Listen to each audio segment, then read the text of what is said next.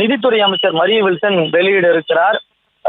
தலைமைச் செயலகத்தில் இருக்கக்கூடிய ஒரு கூட்டு அரங்கில இந்த வெள்ளை அறிக்கை வெளியிடப்பட இருக்கிறது. தமிழக முதல்வர் விஜய் தமிழ்நாட்டினுடைய நிதிநிலை மற்றும் முந்தைய ஆட்சியினுடைய செயல்பாடு குறித்து வெள்ளை அறிக்கை வெளியிடப்படும் என தெரிவித்திருந்தார். இந்த சூழல்ல நிர்வாகத்தினுடைய வெளிப்படைத்தன்மை உறுதி செய்யும் வகையில மாநிலத்தின் நிதி மற்றும் கஜானாவினுடைய தற்போதைய நிலை குறித்து மக்களிடம் உண்மைகளை கொண்டு சேர்க்கும் இந்த அறிக்கை தயாராகி வருவதாகவும் கூறப்பட்டது.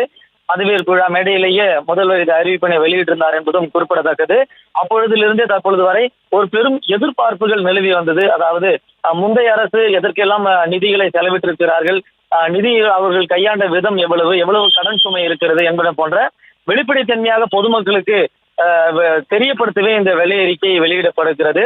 நிதித்துறை அமைச்சர் மரிய வில்சன் இது தொடர்பான முதல்வர் விஜய் விரைவில் அதிகாரப்பூர்வமான அறிவிக்கையும் வெளியிடுவார் என்றும் செய்தியாளர் சந்திப்பில் தெரிவித்திருந்தார்.